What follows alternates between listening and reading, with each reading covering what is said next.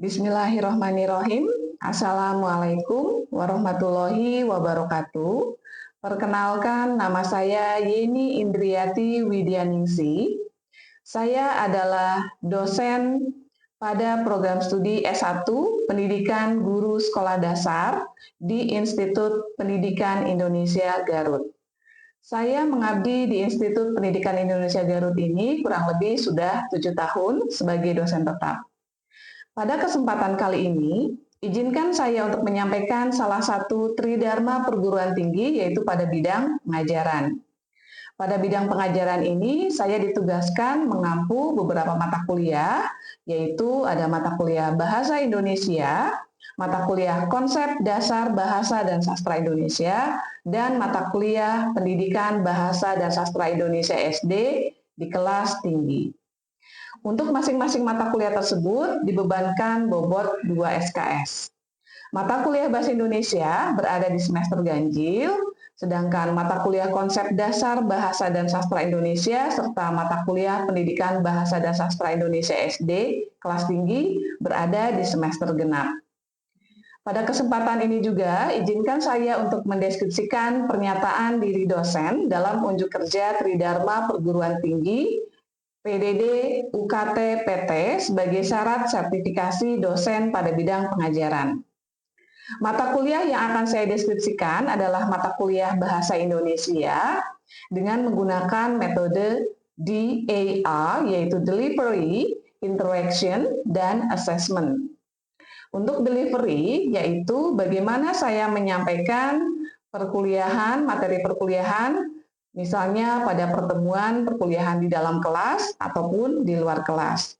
Untuk di dalam kelas, di sini saya menyampaikan materi, bisa secara langsung, kemudian kalau di luar kelas, kita menggunakan e-learning yaitu SIAKAD, di mana di dalam SIAKAD itu ada Edlink. Kemudian untuk interaction juga atau interaksi bisa dilakukan di dalam kelas, misalnya dengan kegiatan tanya jawab dengan mahasiswa dan berdiskusi.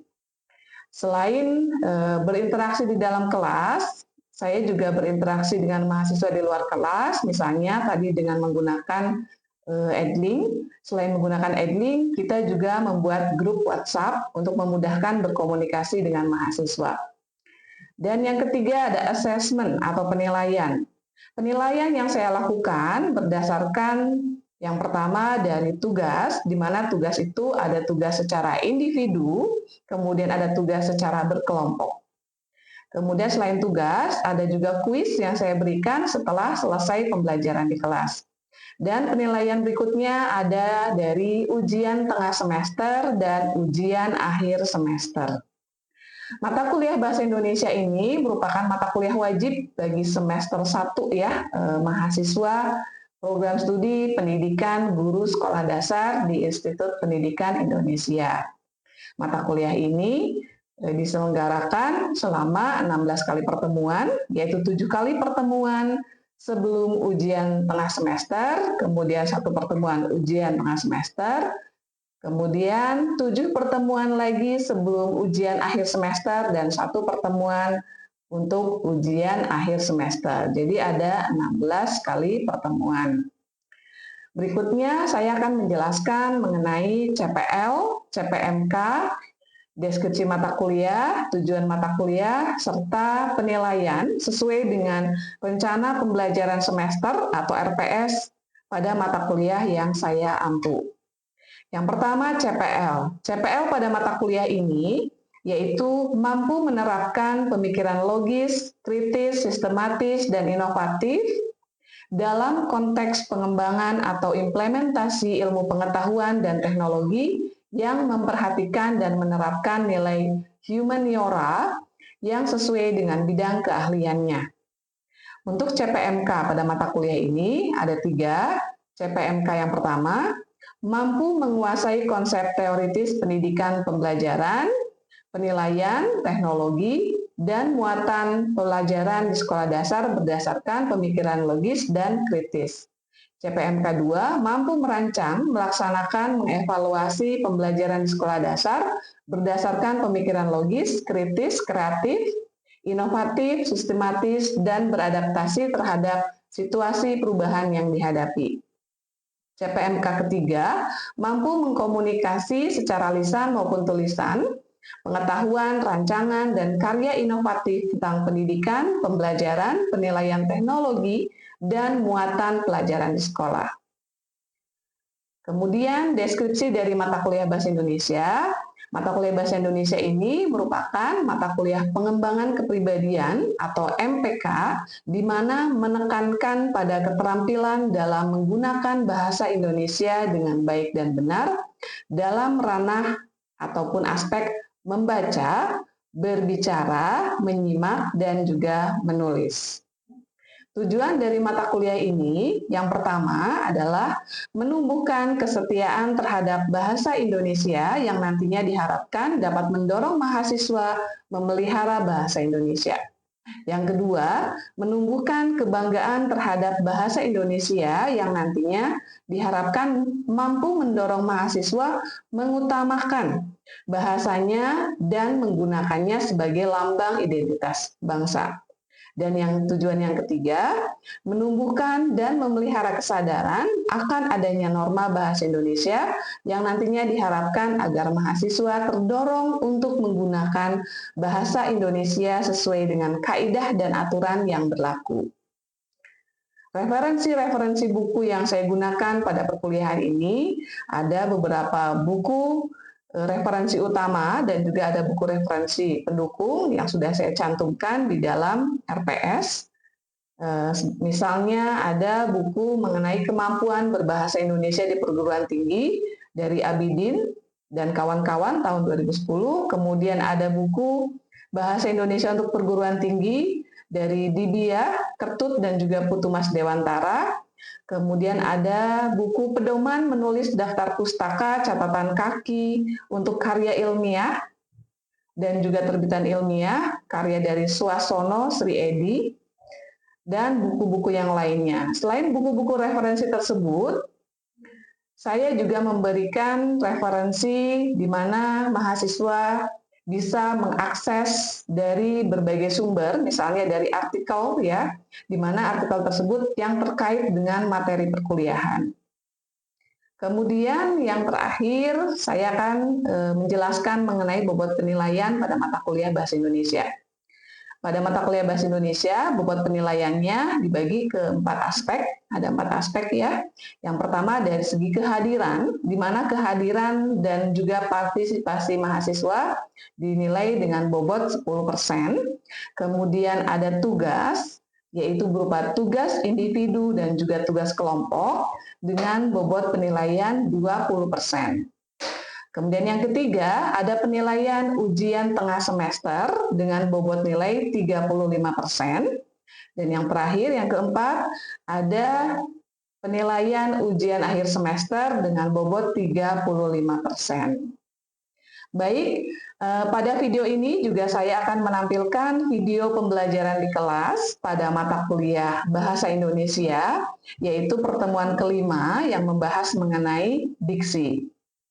Demikian bidang pengajaran yang dapat saya sampaikan. Terima kasih atas perhatiannya. Wassalamualaikum warahmatullahi wabarakatuh. Oke, baik.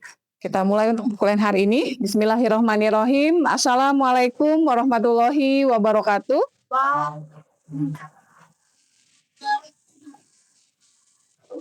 Selamat pagi semuanya. Oke. Bagaimana kabarnya hari ini?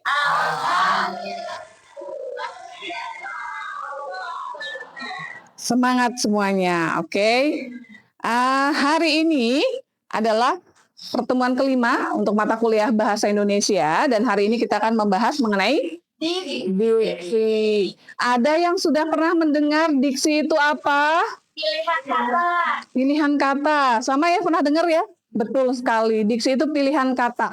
Misalnya nih, apabila Anda ingin berbicara ataupun ingin menulis sesuatu, pasti akan memilih kata yang tepat. Nah, akan memilih kata yang tepat supaya apa yang ingin kita sampaikan dalam komunikasi atau apa yang ingin kita sampaikan dalam bentuk tulisan dapat tersampaikan dengan Baik, itu ya. Jadi harus memilih kata yang tepat. Nah, sebelum membahas diksi, saya mau mengecek absensi kehadiran Anda semuanya ya. Oke. Risma Novianti hadir. Salsa Aprilianti, Astri Amelia, Lina Aulia, Reva Melani, Citra Ayuning Tias, iya. Widi Nabila hadir. Tini Supriyati, oh Alfa tidak hadir. Barangkali ada yang tahu sakit atau Alfa? Oke. Dewi Putri, Hildan Pratama, Kokom, Rosa Amelia, Rahma Hilalia. Ya, berarti ada satu orang ya yang tidak hadir. Baik, coba ada yang masih ingat di pertemuan sebelumnya, pertemuan keempat minggu lalu kita membahas apa ya? Ejaan. Ejaan yang sekarang kita gunakan adalah ejaan EBI atau ejaan bahasa Indonesia. Sebetulnya di Indonesia kan sudah pernah membuat beberapa ejaan ya yang Anda ketahui, tetapi tidak semuanya sempat diaplikasikan atau digunakan di dalam penggunaan dalam bahasa Indonesia. Dan ejaan yang paling lama digunakan adalah EYD, itu yang paling lama ya. Kalau yang pertama muncul apa ejaan apa? Fun? Ya betul, fun obfusion. Nah itu sudah kita bahas di pertemuan sebelumnya ya. Baik, kita ke sini dulu tentang diksi. Nah, di sini kemampuan apa yang diharapkan Anda kuasai ya dalam mempelajari materi tentang diksi ini? Yang pertama adalah tujuannya agar Anda mampu mengemukakan pengertian diksi atau pilihan kata ya. Kemudian yang kedua, mampu menggunakan pilihan kata secara serasi dalam komunikasi. Yang ketiga, memilih kata secara cermat dan tepat. Nah, ini memilih kata secara cermat dan tepat ya. Dan kemampuan yang keempat adalah mampu menggunakan nuansa, makna, dan gaya bahasa dengan tepat dalam komunikasi. Nah, kalau berbicara tentang diksi atau pilihan kata, kita nanti akan mempelajari berbagai macam kata. Ada kata yang memiliki makna yang sama, ada nuansa makna juga yang berbeda. Atau ada juga yang namanya perubahan-perubahan makna. Itu nanti kita bahas ya. Baik, bisa sambil dilihat ya. Dari yang pertama, diksi. Tadi ya kita sempat menanyakan diksi itu apa. Nah, di sini ada pengertian diksi. Diksi itu adalah suatu pilihan kata yang tepat dan selaras dengan penggunaannya dalam menyampaikan sebuah gagasan atau cerita yang meliputi gaya bahasanya, ungkapannya, kemudian pilihan kata, dan lain-lain. Sehingga nanti didapatkan efek yang sesuai dengan yang diinginkan gitu ya. Jadi kita tujuannya apa nih, ingin menyampaikan apa? Berarti kita harus memilih kata yang tepat ya. Kemudian apa sih fungsi dari diksi? Untuk apa? Nah, fungsinya pasti untuk memilih kata ya.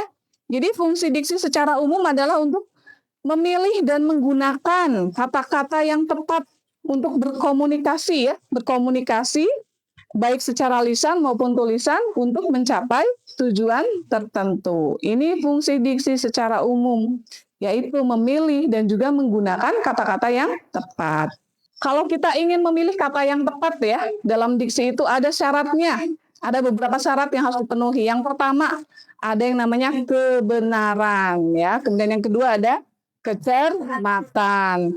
Yang ketiga, ketepatan, dan yang keempat, kelaziman, kemudian keserasian. Kebenaran ini maksudnya apa? Nah, ini termasuk ke dalam salah satu dari syarat diksi. Benar. Nah, yang dimaksud dengan benar itu artinya dia harus sesuai dengan kaidah, sesuai dengan aturan kebahasaan, kaidah kebahasaan, ejaan penulisan kata tersebut harus tepat. Nah, ini yang dimaksud dengan kebenaran ya. Kemudian yang kedua, kecermatan. Nah, yang dimaksud cermat di sini, kata yang dipilih atau diksi yang dipilih ini dia memiliki makna yang tepat dalam arti sesuai dengan konteks kalimatnya ya. Makna yang digunakannya pun sesuai dengan konteks kalimat supaya pesan yang ingin kita sampaikan itu juga tersampaikan dengan baik ya tersampaikan dengan baik atau dipahami gitu. Kemudian tepat. Nah, tepat di sini makna dari kata yang kita pilih itu juga harus tepat ya. Jangan sampai menimbulkan ambigu atau menimbulkan makna ganda atau menimbulkan kerancuan ya. Contohnya saya punya kosakata misalnya meninggal. Nah, persamaannya apa? Meninggal, wafat, tewas, apalagi mati. Nah, ini kan banyak sekali ya, gugur. Nah, kita harus bisa memilih kosakata yang tepat sesuai dengan konteksnya. Nah, konteksnya untuk apa? Kalau kita misalnya ingin membicarakan hewan peliharaan kita yang tidak ada, kita sebutnya mati. Kalau tetangga kita yang tidak ada, meninggal. Tuh, kemudian berikutnya lagi, syarat yang keempat adalah lazim. Lazim itu maksudnya bagaimana? Ada syarat kelaziman. Lazim itu maksudnya kata yang kita gunakan dalam berkomunikasi ataupun dalam tulisan, dalam bahasa tulis itu juga harus lazim. Lazim itu berarti yang umum digunakan oleh masyarakat bahasa tersebut. Kita di sini di Indonesia berkomunikasi dengan orang Indonesia, kita lazimnya yang menggunakan bahasa Indonesia. Kemudian berikutnya lagi ada syarat yang kelima yaitu keserasian. Apa sih yang dimaksud dengan keserasian? Serasi ini ya cocok sesuai. Kita apabila menggunakan kata, pilihan kata dalam berbicara atau menulis, kita harus menyesuaikan situasi dan kondisi. Oke, nah ini syarat dalam pemilihan kata atau diksi ya. Jadi ada kebenaran, kecermatan, ketepatan, kelaziman, keserasian. Ya, oke. Itu syarat dalam memilih kata atau diksi. Kemudian ini juga penting ya. Ini ada hal-hal yang perlu diperhatikan dalam diksi. Nah, tadi saya menyebutkan bahwa kosakata yang ada di dalam bahasa Indonesia itu ada yang berubah, ada yang memiliki makna sama, ya. Ada perubahan, ada memiliki makna sama ataupun ada makna nuansa makna yang lain. Nah, di sini perlu diperhatikan juga ya, selain syarat tadi yang disebutkan, yang pertama ada yang namanya makna denotatif dan konotatif. Ada yang masih ingat makna yang sesungguhnya. Kalau konotatif makna yang bukan sesungguhnya, bukan sebenarnya. Oke, next berikutnya lagi selain makna denotatif dan konotatif, ada juga kata bersinonim dan berantonim. Kalau sinonim itu kata ya persamaan kata atau kata yang memiliki makna sama ya. Sedangkan antonim kebalikan atau lawan kata. Betul sekali, lawan kata ya. Kemudian kata konkret dan kata abstrak. Apa yang dimaksud dengan kata konkret dan kata abstrak? Kalau konkret ini berarti berhubungan dengan objek nyata ya. Sedangkan kata abstrak ini dia biasanya mewakili suatu konsep ya, mewakili suatu konsep. Nah, dia tidak bisa dilihat. Kemudian ada kata umum dan kata khusus. Ada kata umum, kata khusus ya. Kata umum dia ruang lingkup dari kata tersebut, dia cakupannya lebih luas ya. Semakin luas ruang lingkupnya, dia dianggap sebagai kata yang umum. Sedangkan kata khusus berarti dia ruang lingkupnya lebih spesifik atau lebih sempit gitu ya, atau lebih detail gitu. Sebagai contoh misalnya, saya punya kata umum pemimpin. Nah, pemimpin, dari kata pemimpin ini, kata khususnya banyak ya. Kepala sekolah termasuk pemimpin? Ya. Ketua kelas? Nah, ini kan khusus ya.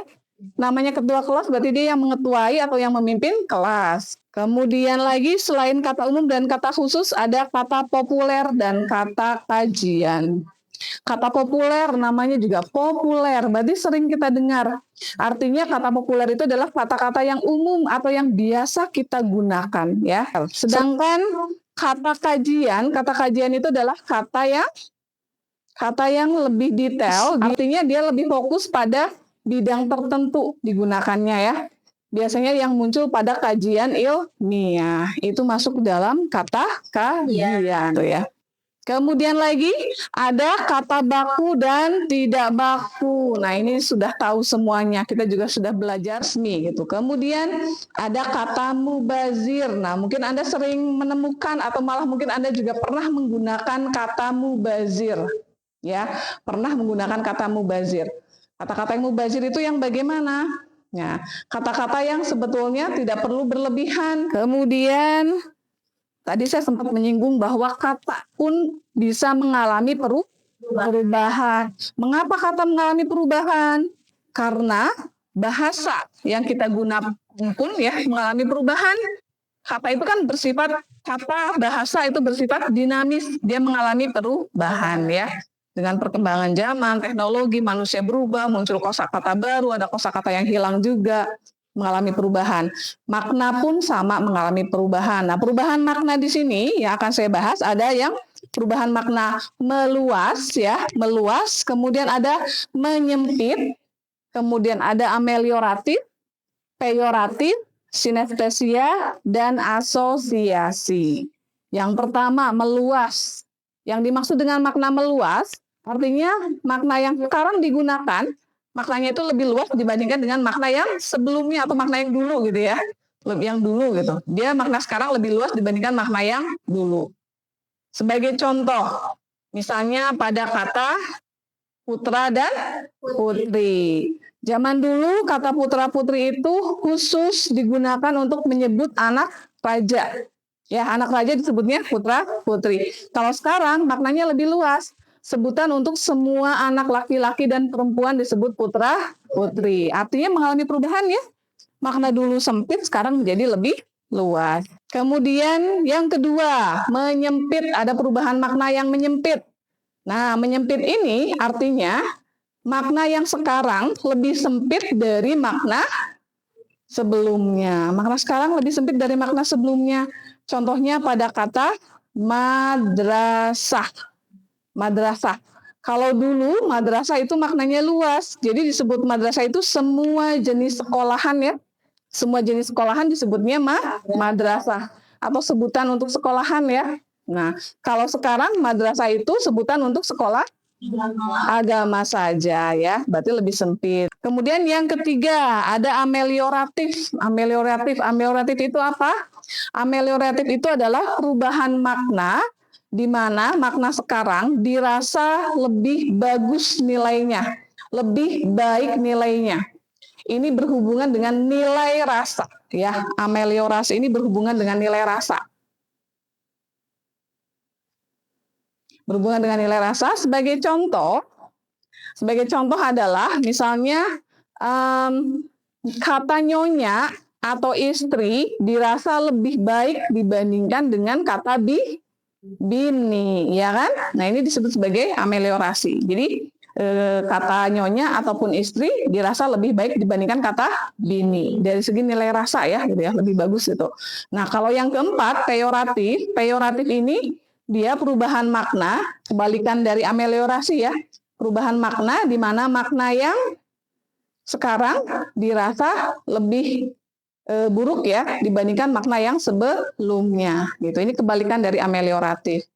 Misalnya yang termasuk peyoratif ya, peyoratif yang makna sekarang dirasa kurang baik gitu ya dibandingkan dengan makna sebelumnya, misalnya pada kata oknum dan gerombolan. Karena dulu kata oknum dan gerombolan itu dirasa bagus gitu ya. Kosakatanya atau istilah tersebut maknanya dianggap lebih baik gitu ya. Tapi sekarang dianggapnya lebih negatif ya kan. Berikutnya ada sinestesia. Nah, sinestesia ini adalah perubahan makna karena pertukaran tanggapan dari panca indera. Ya, tanggapan dari panca indera. Jadi ada pertukaran ya, pertukaran tanggapan dari panca indera. Misalnya, saya punya contoh dua kalimat di sini ya. Coba perhatikan kalimatnya. Yang pertama, misalnya, makanan ini terasa pedas. Nah, panca indera yang digunakan adalah lidah, merasakan pedas, ya kan? Kalimat yang kedua, omongan tetanggaku sangat pedas. Omongan tetangga ya. Nah, pedas di sini di mana? Menggunakan indera pendengaran. Dirasa pedas pedas di sini adalah didengar ya, secara didengar nggak enak gitu. Nah, ini kan memiliki tanggapan panca indera yang berbeda gitu ya. Yang terakhir ada asosiasi. Asosiasi ini adalah makna yang memiliki kemiripan ya. Nah, sehingga di sini akan menimbulkan perubahan makna ya, dikarenakan ada kemiripan tersebut. Nah, ini dalam hal penggunaannya. Dalam hal penggunaannya ada kata yang memiliki makna mirip, tetapi dalam penggunaannya dia akan menjadi berbeda. Nah, contohnya pada kata amplop. Amplop. Kalau Anda paham nih, amplop itu adalah sebagai pembungkus surat, betul? Nah, amplop digunakan sebagai pembungkus surat. Selain pembungkus surat, pembungkus apa lagi? Uang, ya kan? Ini kadang digunakan dalam konteks kalimat berbeda, yang artinya akan menjadi berbeda. Artinya misalnya, apa? Dalam kalimat ini coba ya, menurut Anda artinya apa? Beri saja dia amplop supaya urusannya cepat beres. Apa maksud kata amplop di dalam kalimat tersebut? Uang sogokan, ya kan? Baik, sebelum kita berdiskusi membahas mengenai majas, ya, di sini dari yang tadi saya sampaikan, barangkali ada yang bertanya, silakan ke sesi tanya jawab dulu ya sekarang. Oke, ya. Silakan, apabila ada yang mau bertanya, tunggang tangan, silakan. Oh iya, dari sebelah lagi dulu, silakan. Boleh sambil berdiri dari kanan. Jadi sebenarnya terima kasih Bu. Nama saya Lina Aulia Priyani. Izinkan saya bertanya mengenai kapan sebuah kata dikatakan tepat dalam penggunaannya. Kapan sebuah kata dalam penggunaannya? Ya, baik, terima kasih. Berikutnya. Ya, dari sebelah sana boleh silakan. Ya. Pertanyaannya, namanya siapa? Baik, Ibu, perkenalkan yang saya mau bertanya apa perbedaan majas dengan gaya bahasa? Perbedaan majas dengan gaya bahasa. Baik, terima kasih. Dua orang ya yang bertanya. Saya jawab dulu pertanyaan dari Neng Lina ya. Neng Lina bertanya mengenai kapan sebuah kata dikatakan tepat dalam penggunaannya. Ya, sebuah kata dikatakan tepat dalam penggunaannya itu apabila kata tersebut sesuai dengan aturan, ya, aturan apa? Misalnya sekarang kita gunakan apa? EBI, ejaan bahasa Indonesia. Artinya ejaan kata yang digunakan harus sesuai dengan EBI tersebut. Kemudian selain dari segi ejaannya, nah dari segi struktur kalimat atau struktur katanya ya, itu juga harus sesuai dengan tata bahasa Indonesia. Selain itu, juga memperhatikan tadi yang sudah kita bahas bersama diksi. Syarat diksi apa? Ada ketepatan, kecermatan, ya kan? Kebenaran, kelaziman. Nah, jadi juga harus memperhatikan itu, ya. Kemudian kata yang kita pilih juga harus disesuaikan dengan konteks kalimatnya, ya.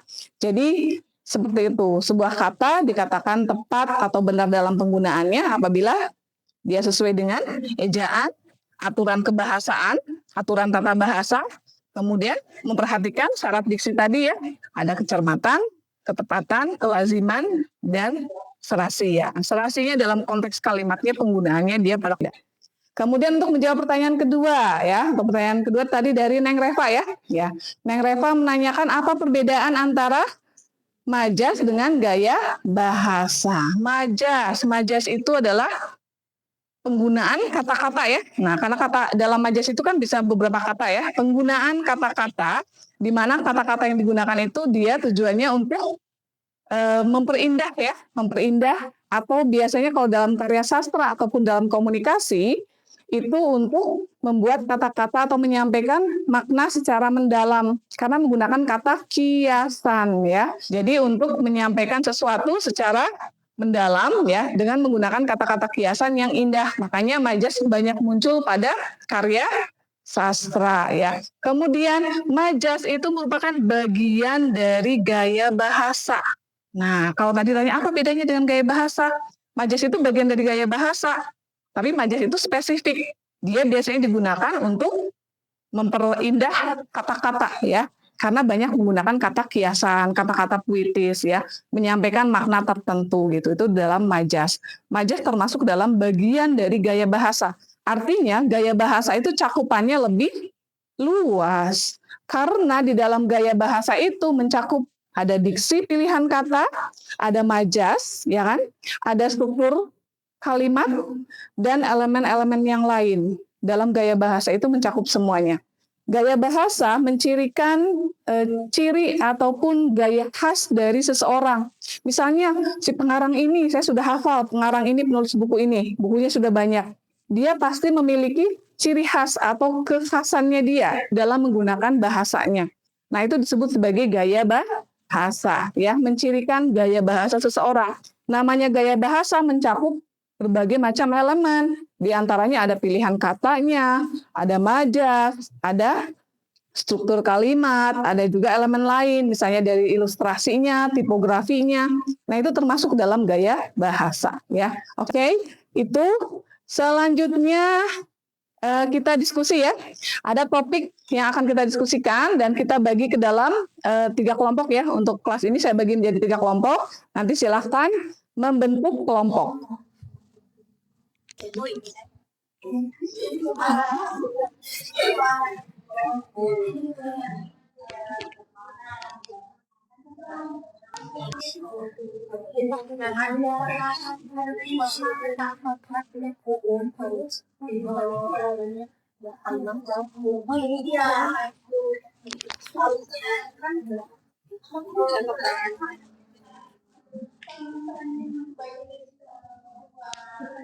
Oke, baik. Untuk sesi diskusi sudah selesai. Silahkan Anda sampaikan hasil diskusinya. Dimulai dari kelompok 1, membahas mengenai majas perbandingan. Silahkan kelompok 1. Baik, terima kasih kepada Ibu yang sudah memberikan kesempatan untuk langsung menjelaskan diskusi. Terus kami menjelaskan diskusi majas perbandingan. Majas perbandingan merupakan gaya bahasa yang dipakai untuk membandingkan atau menyandingkan sebuah objek dengan objek lain melalui proses menyamakan, menandingkan ataupun membanding. Jadi sini yang pertama ada majas personifikasi. Merupakan majas yang menggambar benda yang tak bernyawa atau orang hidup dan mempunyai sifat seperti manusia. Contohnya, kasus dan bantal melambai-lambai menyambut kedatanganku. Yang kedua, ada majas metafora. Majas yang meletakkan objek bersifat sama dengan pesan yang ingin disampaikan dalam bentuk suatu ungkapan. Contohnya, Alena baru bangun raja yang berada di tengah-tengah manis. Maksudnya raja siang adalah sang matahari. Lalu juga ada majas nilai, merupakan majas yang memperbandingkan dua hal berbeda menjadi sesuatu yang dianggap sama. Contohnya, anak perempuan itu seperti kura-kura dalam 60. Yang lain juga ada majas metonia, merupakan majas yang menjanjikan nama ataupun barang. Lalu ada majas sinekdoke, kita terbagi menjadi 2, ada sinekdoke pas prologo dan sinekdoke totem propaganda, dan yang terakhir ada cabut baru. Mungkin sekian dari kelompok. Ya, terima kasih. Berikutnya dari kelompok sini, silakan. Baik, terima kasih kepada Ibu yang mempersilahkan ya. Di sini saya menjelaskan tentang majas pertentangan. Majas pertentangan yaitu gaya bahasa yang digunakan untuk menyampaikan ide atau perasaan dengan cara mempertentangkan dua hal yang berlawanan, baik secara makna maupun situasi. Tujuannya adalah untuk menekankan pesan, menciptakan efek dramatis, atau memperkuat kesan dalam komunikasi. Lalu ada hiperbola, yaitu melebih-lebihkan sesuatu secara ekstrim, yaitu contohnya tangisannya membanjiri seluruh ruangan. Yang selanjutnya ada hipertes, yaitu merendahkan diri atau sesuatu yang sebenarnya tinggi. Contohnya, silahkan masuk duduk sederhana kami. Yang selanjutnya ada antitesis, yaitu menggabungkan dua kata yang berlawanan secara beruntangkin. Ya, saya tadi mau lagi. Oke, give applause, thank you. Baik, tadi kita sudah membahas majas ya, tadi juga sudah berdiskusi mengenai majas. Nah, materi tadi secara keseluruhan kita membahas diksi, pilihan kata, kemudian ada nuansa makna juga, ada majas ya, termasuk gaya bahasa gitu. Jadi gaya bahasa itu cakupannya luas ya. Oke, karena waktunya juga sudah habis, kita lanjutkan untuk perkuliahannya di minggu yang akan datang ya, pertemuan yang akan datang. Terima kasih banyak semuanya yang sudah hadir, jangan lupa belajar. Kita ketemu lagi di pertemuan minggu depan. Sehat selalu semuanya. Saya akhiri perkuliahannya. Wassalamualaikum warahmatullahi wabarakatuh. Waalaikumsalam.